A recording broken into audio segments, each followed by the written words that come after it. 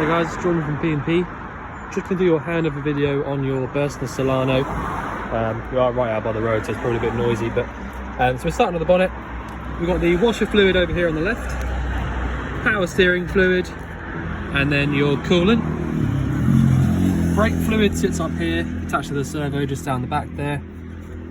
Engine oil gets topped up through this cap just here at the front, and you actually check your engine oil from the red top dipstick just there below that. Your chassis plates are all here, so you can see those if you need to. Your engine battery in these cabs actually sits under the floor in the cab, just under, basically in front of the passenger's footwell. So if you want to jump start the van, your positive terminal is this one just here, and your negative is this post just here. So if you connected up your jump leads, positive, negative, that's how you jump start these vans. So that's that. Other than that, you got sort of fuel filter up there, air filter sits inside this box, and yeah, that's about it really. So carry on to the passenger side. I'll show you that you've got a couple of bits in here. So the way you actually release the bonnet is this pulley just here. Your EBL unit, or your sort of like power supply unit, is this blue box just underneath here. So if you ever wanted to see any of that, you can do, although these are sort of put in back to front if you like, so the front of it is around the back of there. So that's where a lot of your fuses are and things like that.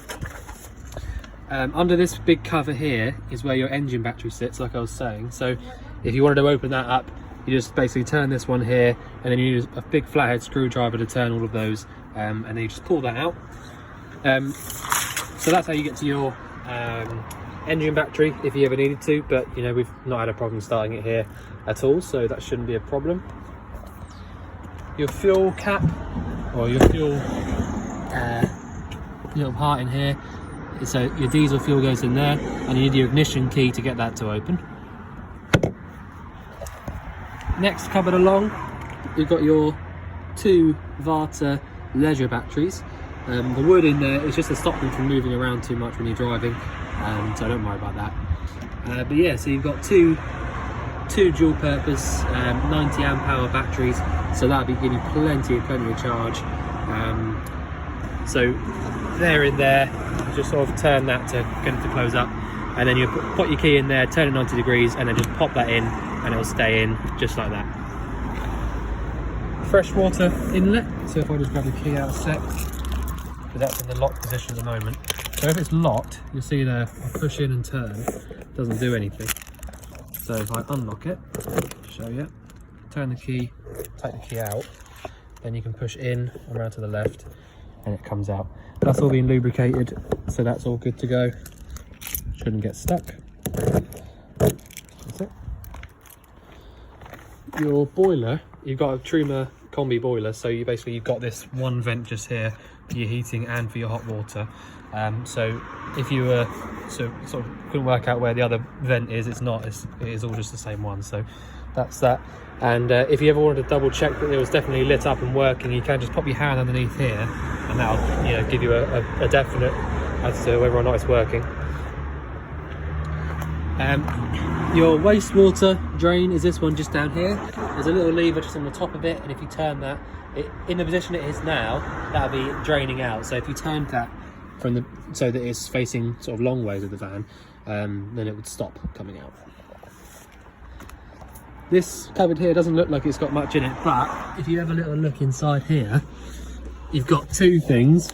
I'll try and not cover up the light. So you've got this yellow one down here, which the position it's in now is closed, so it won't let any water out.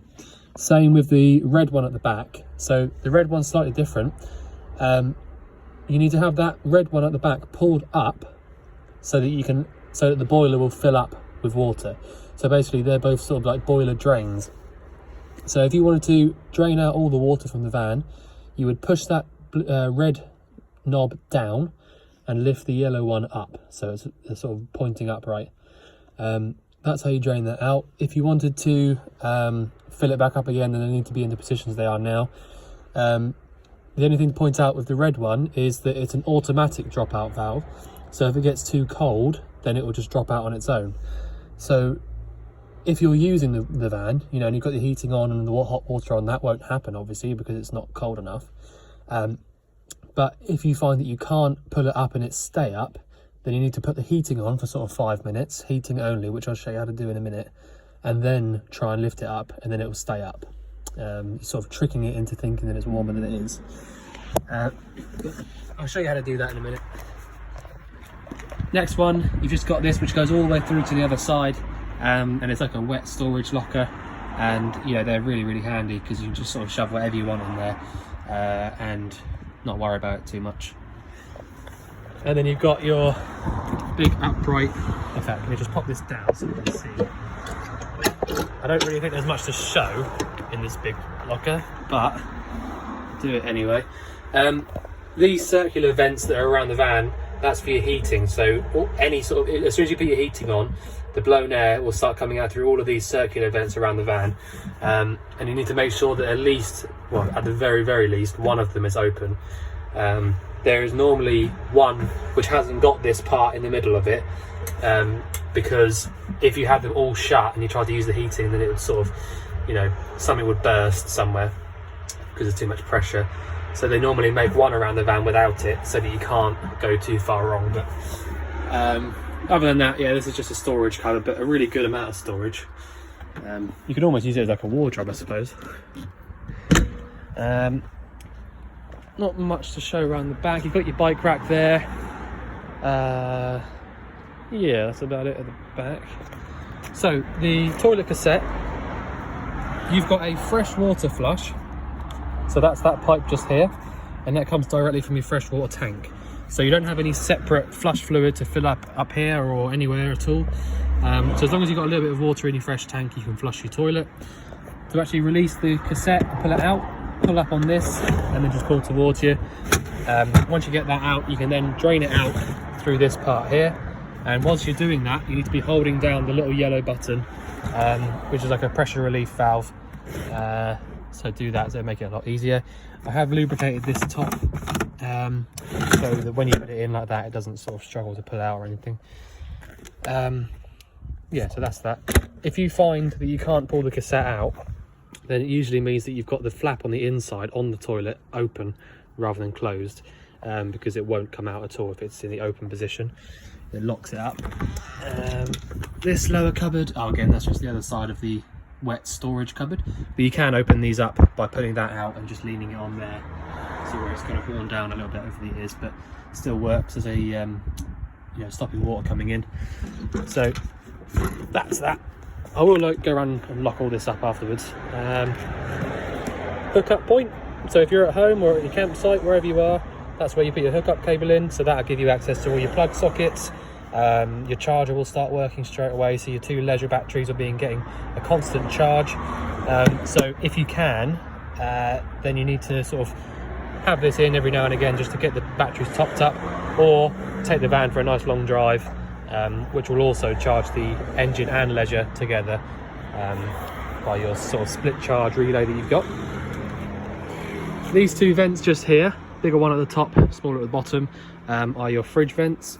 So if you wanted to double check that your fridge was definitely on, you can do two things. I'll show you how to do one of them inside, but you could sort of put your ear to this and just have a little listen. You should be able to hear the flame really.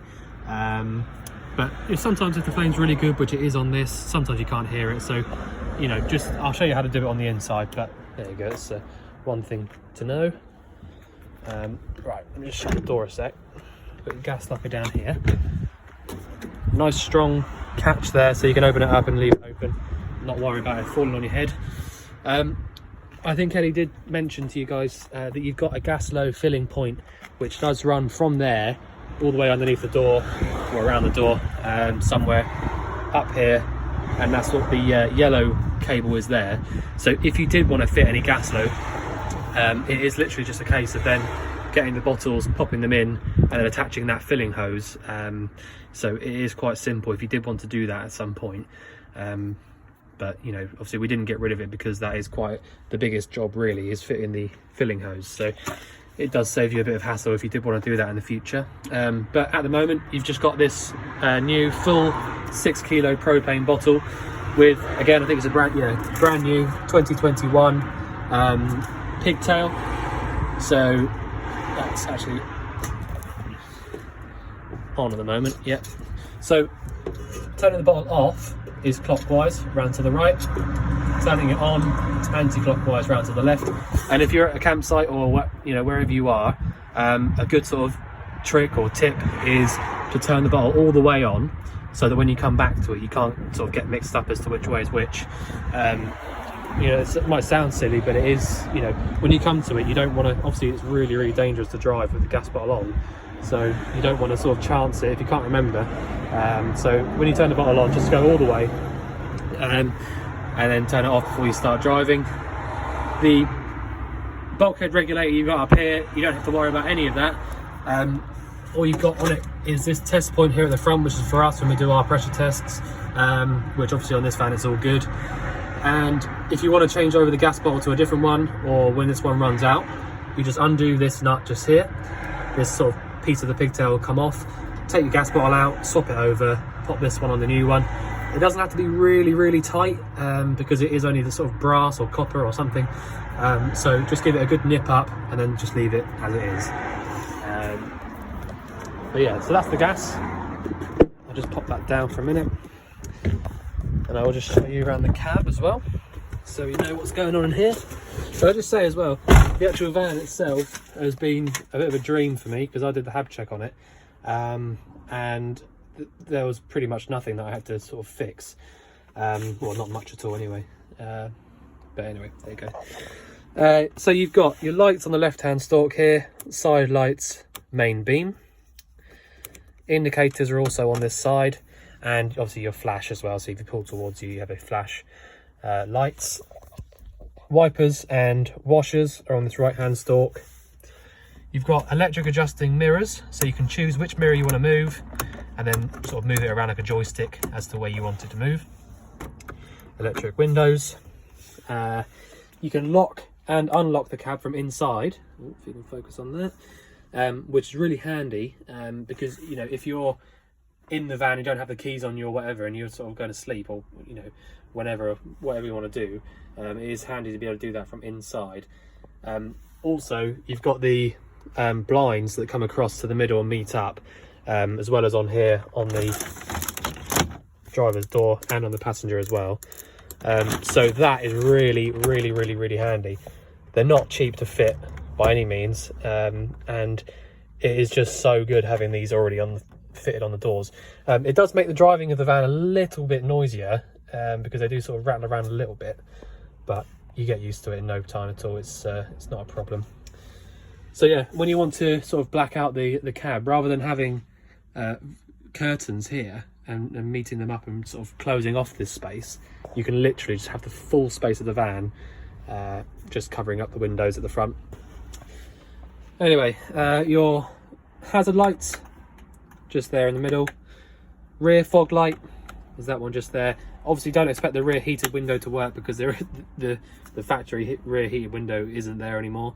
It would normally be right behind these seats here, but obviously it's a motorhome now.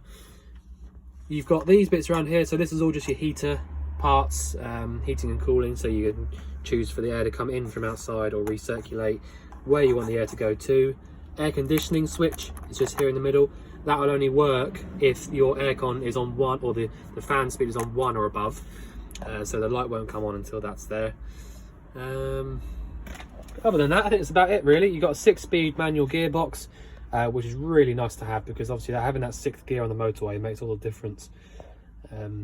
So yeah, especially if you're doing sort of like a long trip. But anyway, there you go. I think that's it for the cab. So let's head into the back end now. So straight away I'll show you, you've got this little sign down here, freshwater tank outlet. So if you lift up this cushion here and the little bit of seat, if you undo that top cap there, this is your freshwater tank by the way, if you undo that top cap there, you'll reach your hand in and you'll find there's a little a bung in the bottom of it, and that's the way that you drain out your fresh water. All right, so I showed you how to drain out the wastewater outside, and I showed you how to drain out the boiler as well. But that's how you drain out your fresh water if you wanted to. Otherwise, if you haven't got much water in the tank, and you just want to sort of drain out the last couple of bits, then you can do that just by basically pulling the water through the tap and then letting it drain out the waste. It's, you know, people do it, you know, in all different ways, but if you want to drain it out completely empty, you need to go in there and just pull the bung out. But that's it. So we'll start with the control panel, because that's probably the best place to start. On the right hand side, you've got this which says 12 volt. If I press up, green light comes on, timer comes up there, and everything sort of springs to life. You will hear, when you first turn that button on, you'll hear there's a little noise just down there underneath the passenger seat, which is coming from that little blue box that I showed you. So that's basically just giving everything a little bit of life, giving everything a little bit of 12 volt power. If you wanted to turn the 12 volt off or the water pump off, which is this one, then you need to just go down with it. So if I go down now, that's there, and the circuit is broken for the water pump, so the water pump won't work. So if I just show you, so really this is the first thing you want to do. There's a reason I'm doing it in this kind of way. So come into the van, put your 12 volt on, put your pump on, and then make sure that you do this first, because if you want to start using your boiler and there's not enough water in it, you can then run into some big problems like overheating and things like that. So first things first, come in here, 12 volt on, pump on, and then just pull your tap. If you listen quite closely, you better hear the actual pump running. I didn't put loads and loads of water in here when I was doing the HAB check, so I wouldn't be surprised if there's not any left, but we'll just see.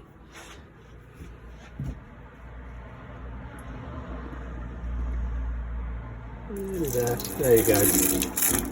All right, so first thing you want to do, like I said, come in here, 12 volt on, pump on, come to your sink and just pull the hot water where I've got it at the moment over on the hot. Leave that to do exactly what it's doing now. You see it's just sort of dripping out and making a horrible gurgling noise. That is just literally getting rid of any air in the system. Once the water starts coming through nice and clearly, nice and clean, then you can start using your boiler, because then you know that the boiler is full of water. Now, the reason that happens is you've basically got, well, how do I explain it? The boiler on the hot water side, the boiler is prioritised to every single tap around the van, even the shower. The boiler is prioritised. So as soon as you pour the hot water, if the boiler's not full, no water will come out of any of the taps. Because like I said, the boiler's prioritised. So until that's full, nothing else works. So that's the first thing you want to do. If you can hear water dripping outside when you're doing that, then you need to go around and check your drains to make sure that they're all in the closed position. But yeah, that's about that. I think I can hear water dripping outside, so I think one of the drains must be open. Anyway, so that's what you want to do. Come in here and make sure that your hot water is coming out nice and easily, nice and clearly. If it's not, if it's doing what it was just doing there, then you shouldn't use your boiler just yet, because it's not full of water. Anyway, that's how that works. You can obviously also do it on the cold side. After the hot side's coming through nice and sort of like clearly, you can then change it over to the cold and just get rid of any sort of excess air that's in the cold system. There's not usually much air in the cold system, because that's not got anything in the middle of it to sort of prioritise. But yeah, that's how that works. The other good thing about your van is that you've got a submersible pump inside the water tank. What that means is that the pump only runs if your sink or the tap is in the open position. So it doesn't work on pressure.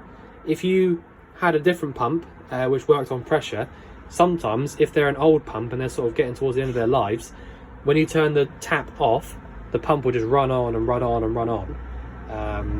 Whereas with this, like I said, it will just turn off as soon as you put the tap down. The pump stops. So that is one good thing. It means that your battery won't drain itself out. You know, you won't get that annoying noise when it's running on. So that is one good thing about that.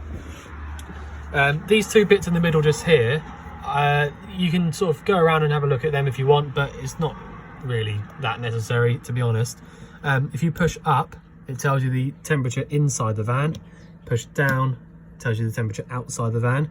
And if you can see there, 13 degrees inside, 6 degrees outside. It just sort of goes to show you how well insulated these Burstners are. So yeah, anyway. Next ones, so these ones are really important. So you've got push up on this one here to tell you the freshwater level, quarter of a tank. Push down to show you the wastewater level, and that's totally empty. Next one is your leisure battery, because that's at the very, it's like a battery in a caravan, so that's your leisure. Push up on that, 12.5 volts, that's spot on. Push down, 12.5 volts for your engine battery as well. So 12.5 volts, there's a reason why that's the very center of the top gauge, and that's because that is literally the perfect resting battery rate. If you plug the hookup cable into the van or started the van up and started driving it, that battery level on both batteries would go up to sort of 14.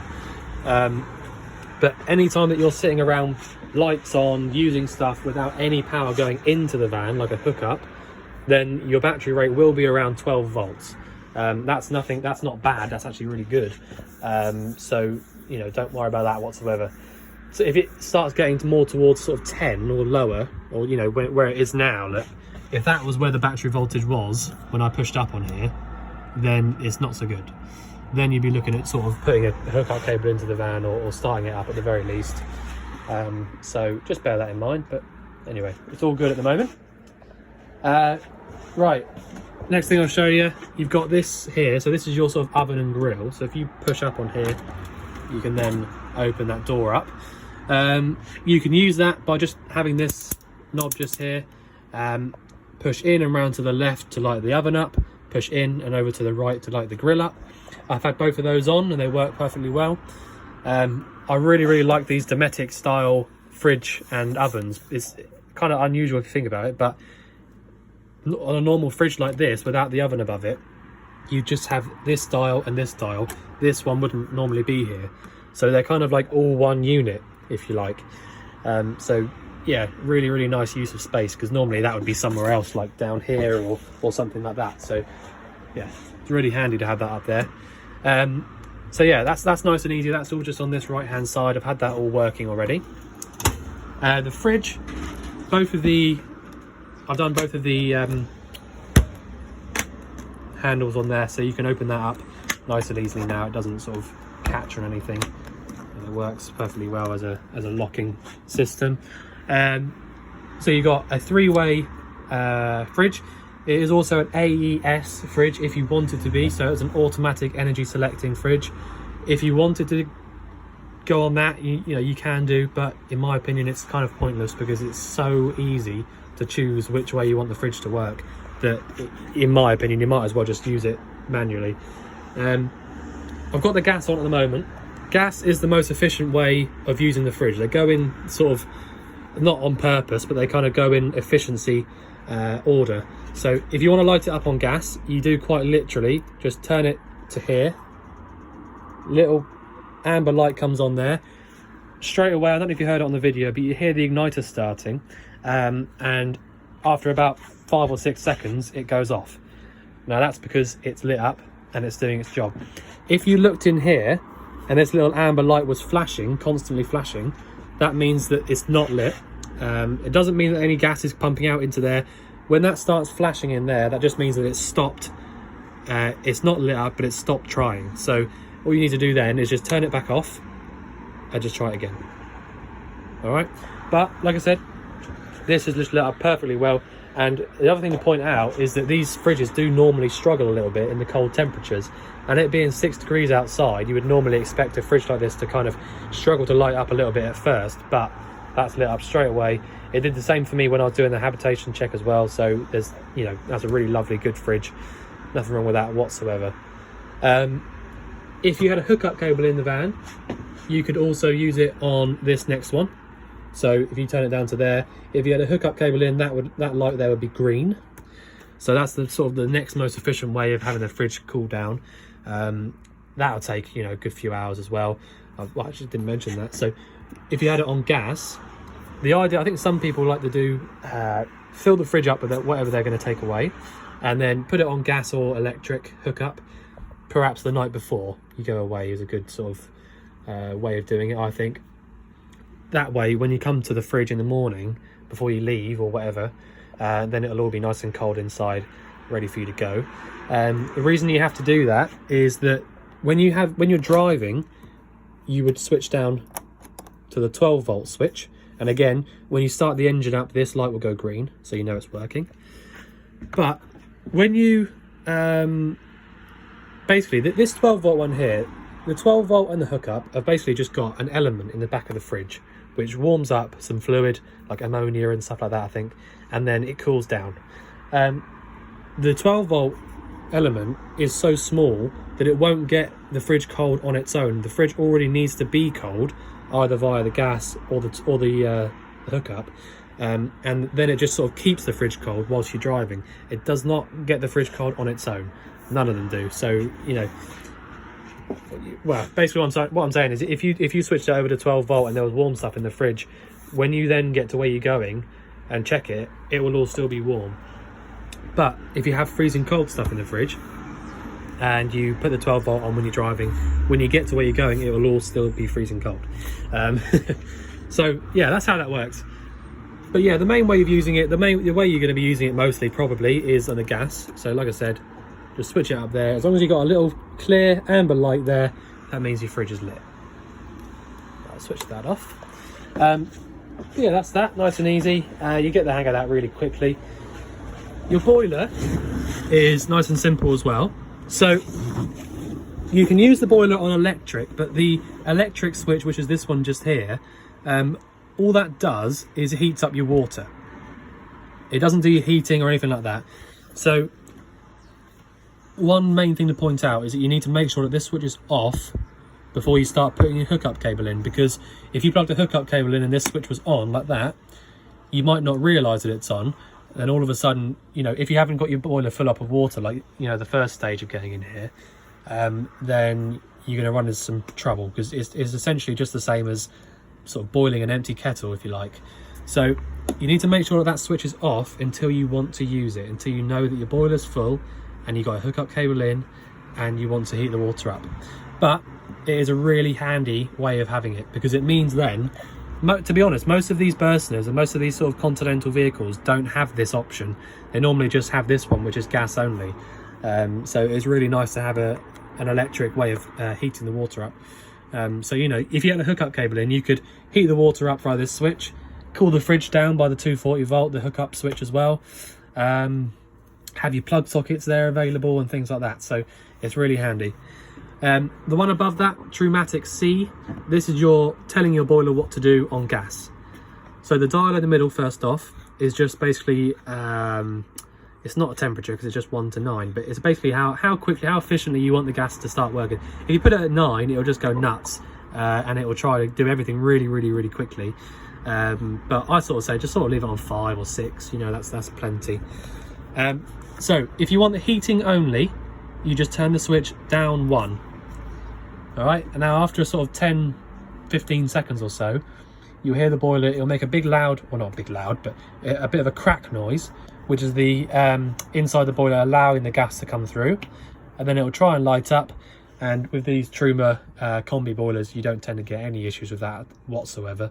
I have had this one lit up as well, obviously, as part of the hab check, and I've also made sure that all the air comes through to the vents, and you know, it does that really, really nicely. In fact, I mean, I was only in here a couple of hours doing the hab check because there wasn't really a whole lot wrong with it, and you know, the van was already nice and toasty warm by the end of it. So that's that. If you wanted to heat the water up as well at the same time as the heating, so the heating is this little sort of gas flame sign, and hot water is this squiggly line with a number above it. So if I go down 1 more, the boiler will also try and heat the water up to 60 degrees. So all the way down to the bottom where it is now, it's heating and hot water. Heating only, and then off. So that going down is what you would call your winter setting. So on the much older versions of this combi boiler, they actually just said winter or summer. So that's just a nice way to remember it, I think. So winter is with heating and hot water. So heating alone, hot water and heating. And then the summer setting, which is up, is just hot water only. you know, because in the summer you wouldn't want a heating on. So up 1 is 40 degrees of hot water, and up 2 is 60 degrees hot water. So really it's quite simple. I mean, if you didn't want to use any gas at all, you couldn't have your heating on, is the sort of, you know, the point I was making at the start. Because you can use this one down here for the hot water on 240 volts, but the heating itself is gas only. So I hope that makes sense. It can be a little bit to sort of get used to and remember with these combis, but like I said, what I think is a nice way to remember it, like I said, is having it summer setting at the top, so hot water only at the top, and then heating and hot water at the bottom, so your winter setting at the bottom. But you know, that's just one way I know to remember it, or to sort of tell people anyway. Right, so I'll just pop that plug back in there. The hob, you will need a clicker or an igniter of some description to light any of these up. You've got a thermocouple on each of them, which is this little prong at the back. What that does is it senses burning gas. So as long as you light this up and everything's fine, the thermocouple will notice that, and it will allow the gas to keep coming through and keep burning. If you lit it up and then somehow the flame gets blown out, either by the wind or someone blowing it out, whatever, the thermocouple will notice that the gas isn't burning anymore and that it's just pumping out pure gas, and then after sort of 10 seconds or so, the thermocouple will stop that gas coming through. So basically it's not really possible, thanks to the thermocouples, to fill the van up with gas from the hob, and in fact from any of the... So the fridge has got a thermocouple on it, the boiler's got a thermocouple on it, everything's got everything gas related has got a thermocouple on it, and I've checked that they all work as part of the habitation check. So, you know, you've sort of not got anything to worry about from that point of view. Other than that, the other thing to point out on the habitation check, you'll notice that I've written down on the sort of extras or the description at the end, this little box down here is your, or what you call like an Mcbs. So if you plug your hookup cable in, these are almost like trips, if you like, but because it's a continental vehicle, they don't trip. Basically, if I plug, usually on a British built vehicle, you've got an RCD as well, which is a main trip switch from inside. And if I plug my socket tester into the sockets, it would trip on there. But because these are an MCB and sort of a continental vehicle, they don't trip in that way. How I think it works is if you had a dodgy appliance, like if you tried to use your fridge on 240 and it was dodgy, it wasn't working, then it would trip that. But generally from your plug sockets, it doesn't really work like that. But anyway, that's just the way the continental vehicles are, to be honest. Bathroom. Oh, actually, I'll tell you what I did have to do. I had to replace your shower. So you've got a new shower point there because it was leaking from behind. So that's one nice thing to point out. You got the a brand new shower in there, so you shouldn't have to worry about any of that for any reason.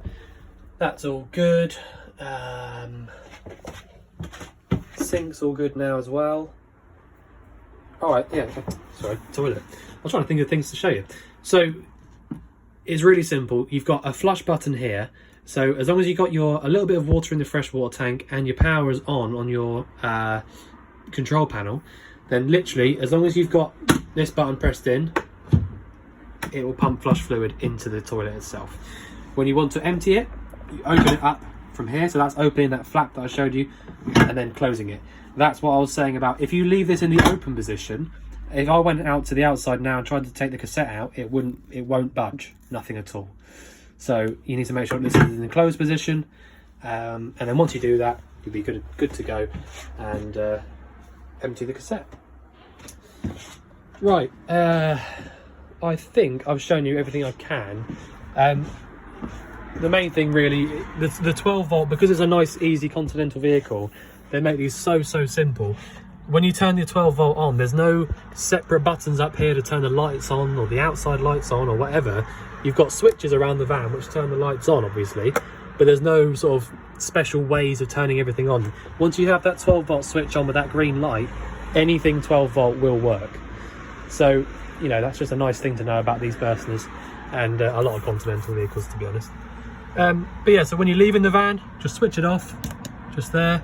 The light goes off there. You hear a little switch down there under the passenger seat, and then that's it. Everything 12 volt, all your lights, all your ignitions, everything like that will turn off. Then just go around and just double check that all of your gas appliances are off as well, all in the upright position.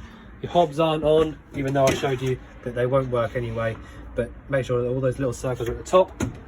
Go around to the outside, switch your gas bottle off, lock everything up, and then you're good to go. So I think I've covered everything I can, but if there's anything else you want to know, or you know, want anything sort of covering or going over, then just let us know. Yeah, we look forward to seeing you soon. Thanks very much.